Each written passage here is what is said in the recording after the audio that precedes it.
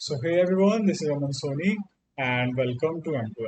Okay, so in the previous part we have seen till the vanishing gradient problem, and let me take a quick recap like what we have studied till now.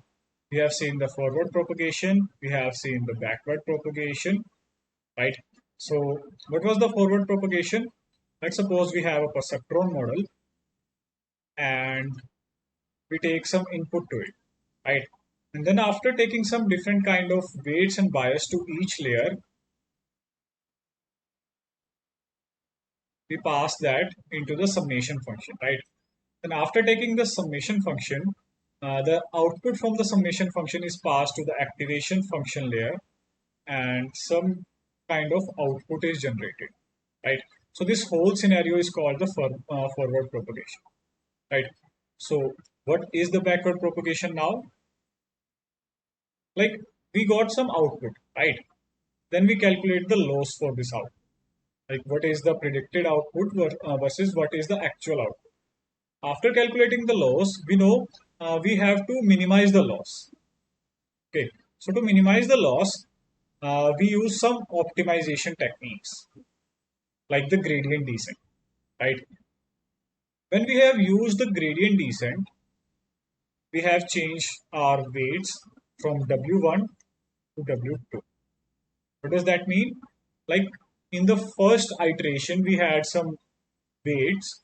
Then after that, in the second iteration, we have updated our weights and also we have updated our bias as well, right? So after changing the weights and bias, we again pass that into the summation layer. Then after taking the output from that, we again pass that to the activation function layer and we get some different kind of output, right? Then after that, you know that while after changing the weights and bias, we'll be getting an output which will be more precise than the previous one, right? Which is more precise than the previous one. So this is the whole backward process. And what is the vanishing gradient problem? Like we also saw in the last activation function, we have seen the sigmoid activation function as well. The sigmoid activation function, what was the problem? Like the derivative of sigmoid activation function used to lie between the range of 0 to 0.25, right? So the maximum value of its derivative is 0.25. And while updating the weights, it is a factor which is very, very low. And after getting multiplied to the learning rate, it will get suppressed even more. So uh, there is a very low difference in the weight of the previous instance or iteration, you can say, and the weight of the second iteration, right? So the weights are not getting update and the bias is also not getting update. So that's when the vanishing gradient problem arises. That's the vanishing gradient. Okay, so in today's class we'll see the activation function, what actually is the activation function, when to use which activation function, and also like in what kind of scenarios and in what kind of layer, different kind of layer, which activation function you should ideally use. Like, well, there is no such thing as ideally or something in machine learning and AI, but still there are some kind of accuracy rates and the precision rates. Those are associated to different kind of activation functions, right? So let's suppose we are seeing a binary classification model and you have to select, like in the hidden layer, what are the activation function you should be ideally using and what are the activation function that you should be using in the output layer, right? So we'll see all of that in today's class, and this is the fourth lecture of the complete deep learning series with the practical implementation, and let's get going. And before going further, please take time and subscribe to my channel. That will boost up my confidence as well. Okay, so what actually is the activation function? Let me write the heading: activation function.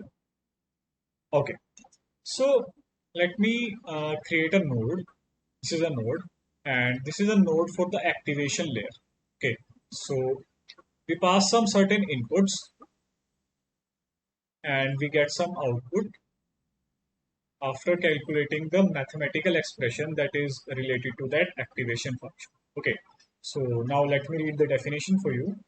The activation function of a node, this is a node. Okay, so the activation function of a node defines the output of the given node given an input or the set of inputs. Okay, so we have provided some inputs. We pass that through the activation function.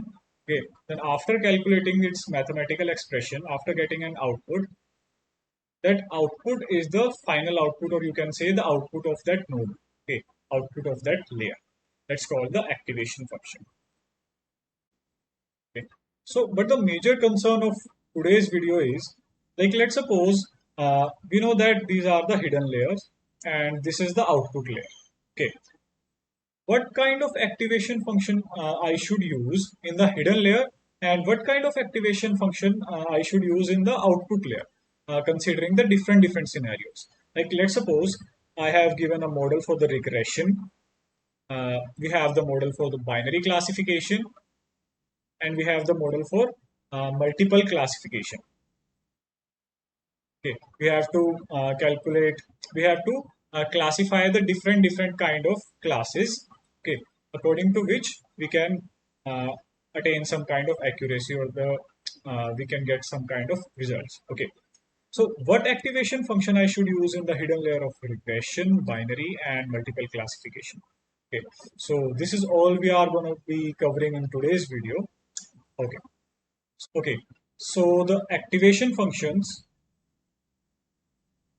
are further classified, or you can say are distributed into two subtypes. Okay, so the first one is the linear activation function, and the second one is non-linear activation functions.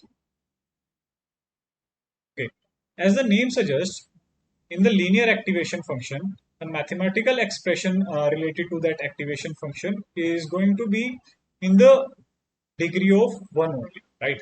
So let's suppose y is equals to 2x plus 3. This is a linear activation function. Okay, so y is equals to 4x plus 24. This is also a linear activation. Okay, so what is non-linear activation function? Any activation function which has any other degree instead of 1, in its mathematical expression is called the non-linear activation function, right? We have seen the sigmoid activation function. What was the formula for the sigmoid activation function? It was 1 upon 1 plus e to the power minus x, right?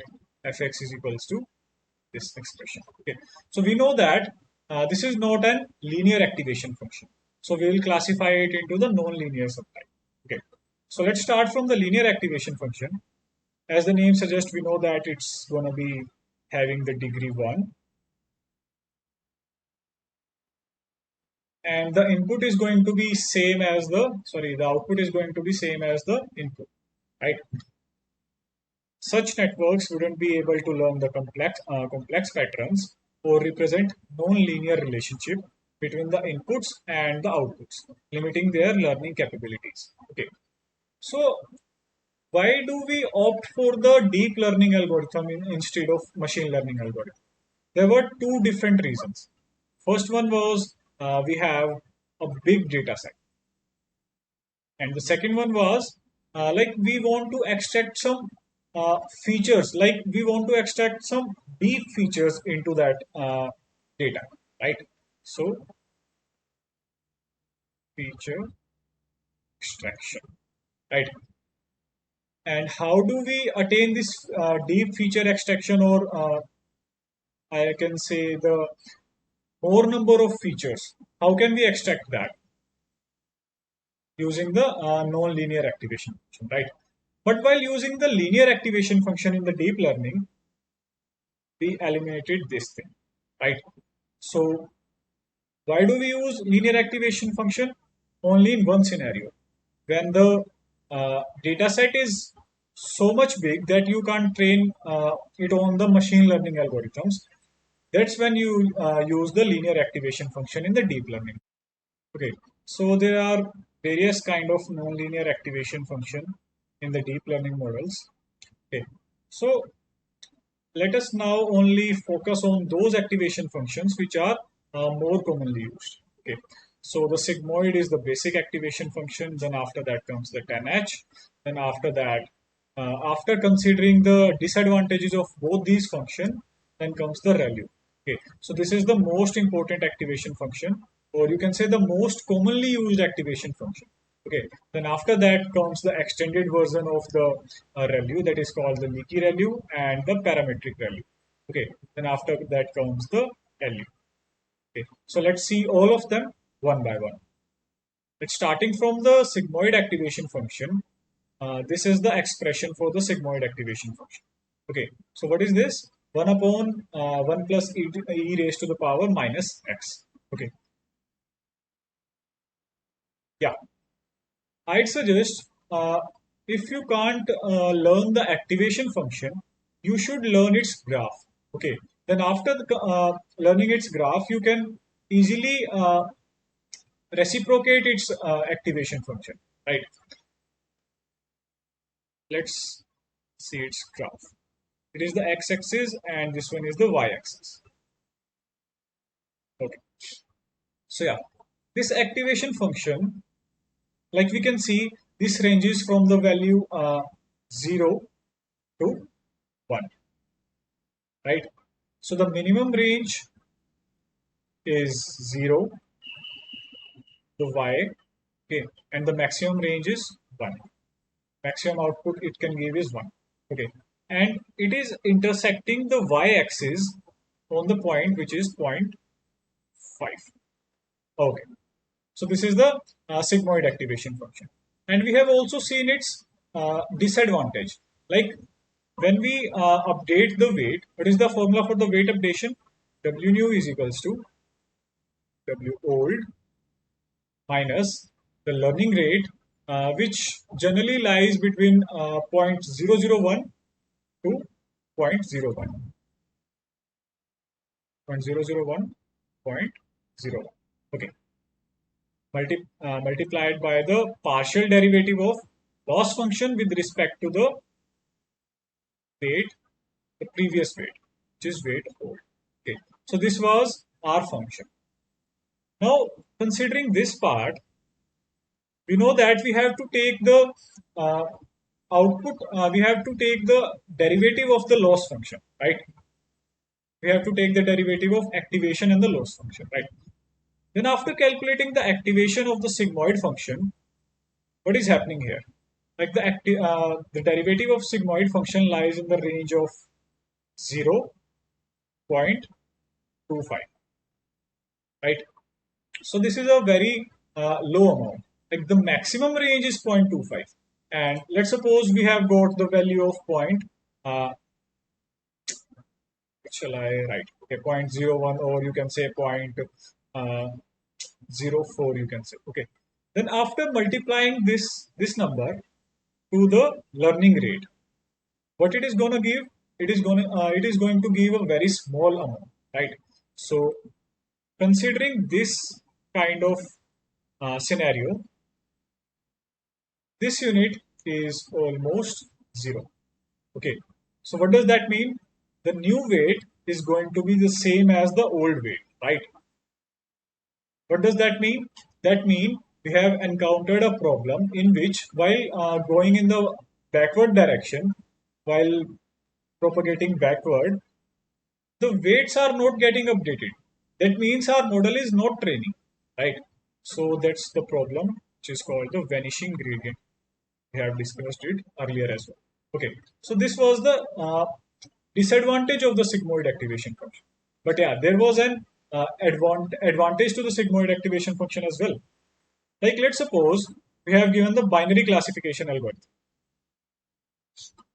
Okay, so we are using this sigmoid activation function in our final layer, in our output layer. Okay, so uh, it is classifying the points in two different kind of categories. Let's suppose we have considered the threshold value to be 0.5. Okay, You can choose whatever you want to, but generally 0.5 is taken. Okay. So 0.5 is the threshold value. So all those points which are predicted less than 0.5, okay, all those points which are predicted less than 0.5 is going to be in the lower class. Okay, you can say belongs to class A. And all those points which are more than zero point 0.5 are going to lie in the upper class. You can classify it as class B. So we know that in order to train the binary classification model, we can use the sigmoid function, right? So let's see its advantages and disadvantages. So the advantages are smooth gradient convergence will be quickly done. Okay, smooth gradient is what, like we have seen its gradient graph. It is smooth. It is not having any kind of uh, edges or something, right? So this is the advantage, which is good for us, right? In the binary classification, which is good for us. Then after that, we know that the output is normalized. When the term normalized term, when the term normalized is being used, what does that mean? That means the value will lie in the range of 0 to 1. Okay, that means our value from this function, yeah, from this function will lie from 0 to 1. So now let's see the disadvantages of the sigmoid function. Okay, so it is prone to the gradient vanishing. We have seen above as well. Then after that, it is non-zero centered. That means the activation function do not pass from the zero. Okay, yeah, the activation function is not passing through the zero. Or the center of the activation function doesn't lie in the center of the graph, the center of the axis. Okay, so what does that lead to? That lead to reducing the efficiency of the weight updation, right? Then after that comes the exponential operations are slow for the computers. What does that mean? That means the formula for the sigmoid function uses an exponential function, which is not easy to calculate for a machine. Okay, so these were the advantages of the sigmoid activation function, right? So we know that in order to overcome the disadvantages of the sigmoid activation function, the scientist came with some different kind of activation function. That was the tanh function. Okay, so tanh is not like that tangent function. It is the hyperbolic tangent function. Right here, hyperbolic tangent, hyperbolic tanh function. Okay, so what was the advantages of the tan function over tanh function over the sigmoid activation function? The first one you can see here is like in the previous function, the function wasn't passing through the center. That means the function wasn't zero centered. But in this case, the function is zero centered. And on the top of that, while taking the derivative of the tanh function, the derivative of tanh function lies between the range of 0, 1, right? What does that mean? That means while propagating in the backward direction, we are not as much likely as the sigmoid function gonna get the vanishing gradient problem. Okay, that means it is reducing the problem of the vanishing gradient to some extent. Okay, so one is not a not a very much big number. We know that it is going to give the value that is 0.25 as well. Like the maximum range is 0.1, but we know that it is going to give the value which lies here as well, right? So that means it is eliminating that vanishing gradient problem to some extent, but it is not fully eliminating that, right? Then after that, to encounter that problem, there comes the ReLU activation function. So let's discuss about the ReLU activation function. Okay, so this is the graph, and you can see here, like the values, those are more than the x values, those are more than 0. The function is linear, right? That means whatever the value of x, the y is having the same value, right? And we are seeing like in the negative numbers, the numbers those are less than 0 are getting the value of y which is equal to 0. What does that mean? That means the function is equals to the maximum value of, let's suppose is the function, we are giving x as an input. Okay, so we are getting the value which is either 0 or x itself, right? When we are having 0.25, the y value is also 0.25. That means if we are having 0.25 here, the value of y is 5 as well. But if we are having the value which is minus 0.25, we are not having the y equal to minus 0.25. Instead of that, we are having the y value of, sorry, 0. Yeah. So this is the ReLU activation function. So let us now consider this scenario. Uh, like we have the value of x, which is a negative number. Okay. So the value of x is negative, and we are going to give it into the activation function layer. Okay. Then after that, we are receiving the output of y, which is predefined, like which is 0. We have seen above as well. Okay. So the output is 0. But don't you think while calculating the derivative for that, the derivative of 0 is also 0? What does that mean? In case of negative number, while propagating in the backward direction, the derivative value of derivative is 0. Okay. So what does that mean? That means the weight mu is equals to weight hold. Don't you think we have seen this above as well? Like we have seen this 3-4 times above as well. What does that mean? That means the vanishing gradient problem is still there. Okay. So in case of negative inputs, we encounter the same kind of problem in the ReLU as well. So before fixing the issue that we are facing in the ReLU activation function, let us jump to the disadvantages and advantages of the ReLU activation function. Okay. So the first advantage is like it is converging very fast as compared to the activation function we have seen above. Okay. And also there is no point of saturation. Okay. What does saturation means? Let's suppose it's a graph and it looks like this. Okay. This is a point of saturation. That means after this point, you can change the value of x as much as you want, but the y value is not going to change. Okay, so that point is called the saturation point, and after getting the saturation in any kind of curve, we get a curve which is non-linear.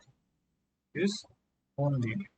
Okay, so there is no saturation point, and after that, major disadvantage of the ReLU activation function is that we get the dead neuron. That means the weight is not getting weighted. Okay. So to deal with this kind of issue, okay, this issue is not leaving us. We have discovered different kind of activation function, but at some point we encounter this issue, like we get the dead neuron. Okay, so to deal with the issue which is arising in the ReLU activation function, we have to do some changes in the ReLU activation function, right? In order to make it fit for the negative value as well. Okay, so let me write the activation function of ReLU, which is y is equals to max of either 0 to the value of x itself, right? So this is the activation function, the ReLU activation function, right? So we have to change this. We have to make it a value rather than just dropping a 0 here, right? So how do we do that? Don't you think y is equals to y max into x into 0.01? How does this sound? Like we are changing the value of 0 to a very minute number, right? So whatever the value of x, let's suppose the value of x is 2. Okay. Then after multiplying it to the 0.01 or the value which you are selecting, it is going to get very much minimized, right? So this is nothing but the ReLU activation function itself. Okay. So this was our the leaky ReLU activation function. So this was our ReLU activation function, and this is our leaky ReLU activation function. Okay. So we are multiplying the value of x with some kind of very small number, and we are getting the curve which looks like this. Okay. So here the dead neuron problem is solved, right? We have encountered this issue as well. Okay. So what is the parametric ReLU? In the leaky ReLU, we are having the fixed value of A, okay, alpha you can say. It is generally denoted as alpha. So the alpha value is fixed here, which is 0.01. Okay. So in the parametric ReLU, this alpha value belongs to you. Okay. And that means you can give the value which suits you, which suits your model in the way that it is giving the loss function, which is calculating the loss function to be the uh, minimum. Okay. So the primary aim is to minimize the loss function. Okay. So what is this alpha? Alpha is nothing but a hyperparameter.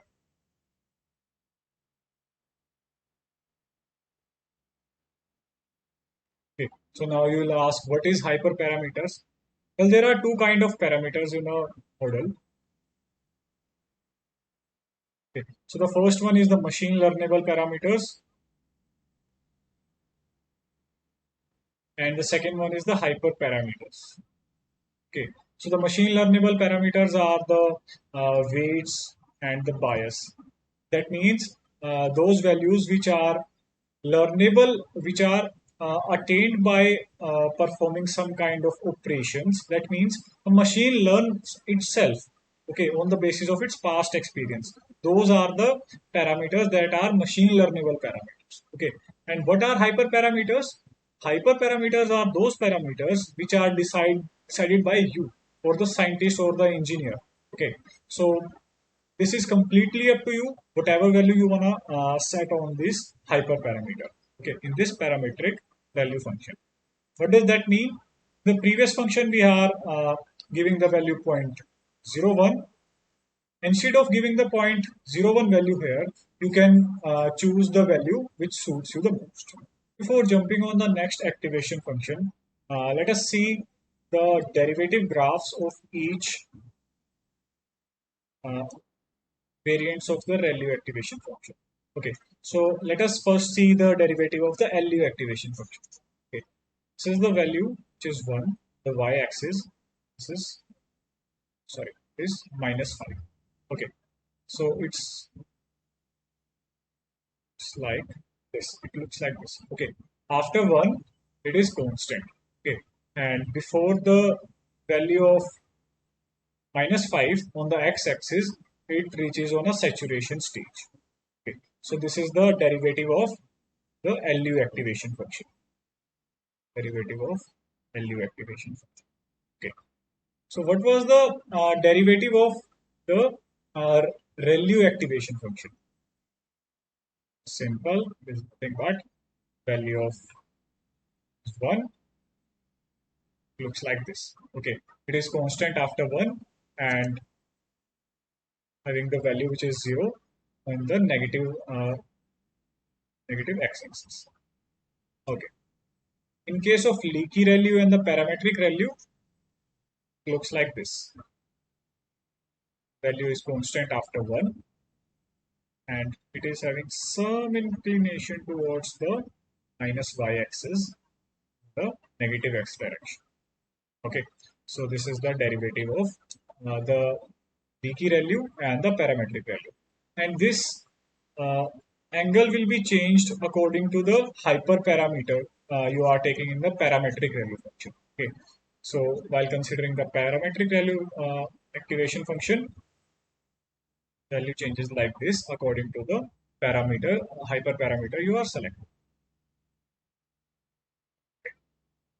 So after completing the sigmoid activation function, linear activation function, tanh activation function, and the variants of ReLU activation function as well, we have the last activation function, last but not the least, an activation function which is used in the multiple class classification algorithm. Okay, when you don't have to only predict the binary classes. Let's suppose we are not only gonna have to uh, classify between the cat and dog, but there is a different animal as well. Okay, and we have to classify him as well. Okay, so at that point, the activation function which is used is called the softmax activation function. Okay, so the softmax activation function is used for the multi-class classification model. Okay, so for the sake of simplicity, let me take the binary classification model. We have to predict the output lies in either class 1 or A or lies in class B. Okay, so we are provided some inputs, and then after getting multiplied by the weights and bias, adding bias, we get some certain outputs. Okay, so let's suppose the output after getting multiplied by the weights and the inputs after the summation layer is uh, 10, then after that 20, 30, 40, 50, and 60 here. Okay, this is just the reference. Okay, then after that, we have to calculate like either this output lies in the class A or class B, right? Then after that, what this activation function do? This is E of Zi. What does that mean? Zi is nothing but the output of the previous node. Okay.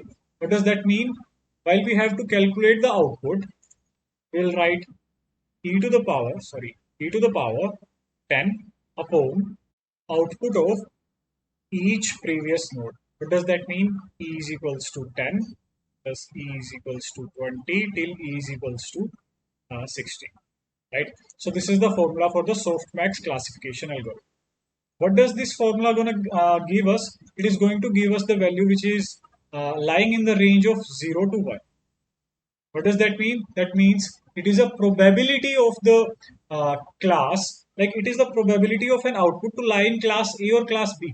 Okay, so let's suppose this is the output class A, sorry, this is the output function 1, sorry, this is the output function 1 and this is the output function 2. Okay, so let's suppose we are getting the value of zero point 0.6 here after applying the activation function, and we are getting the value zero point 0.4 here. Okay, what does that mean? That means the first thing is that after getting the addition of both these probabilities, we are going to have the value which is equal to 1. Okay, and also we are getting the higher value for this class A, right? What does that mean? That means this output belongs to class A because the probability which came after applying the softmax activation function is more for the class A. Okay, so the output of our model lies in class A. This is softmax activation function, nothing else.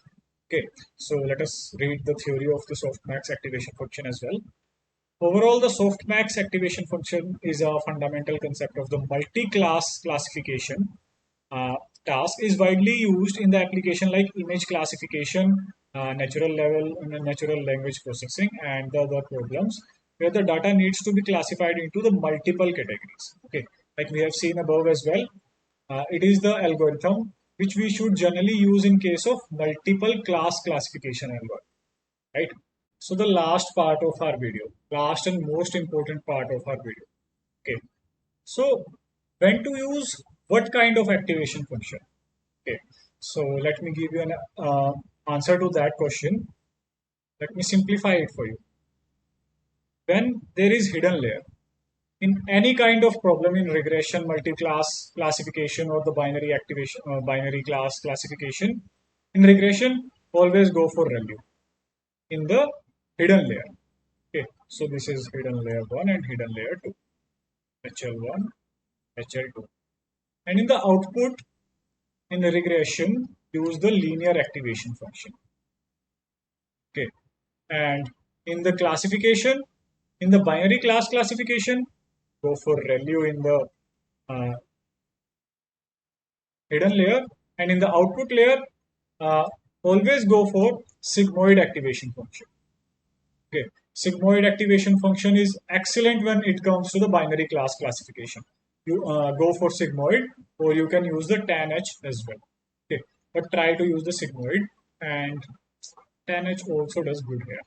Okay, then after that comes the multi-class classification algorithm. Use the ReLU or the sub parts of ReLU. Okay, use the ReLU in the hidden layers, and in the output layers, always go for softmax activation function. Yeah. So the softmax activation function always does good when it comes to the multi-class classification algorithm. Okay. So yeah, this was all about the today's lecture. Thank you and happy learning.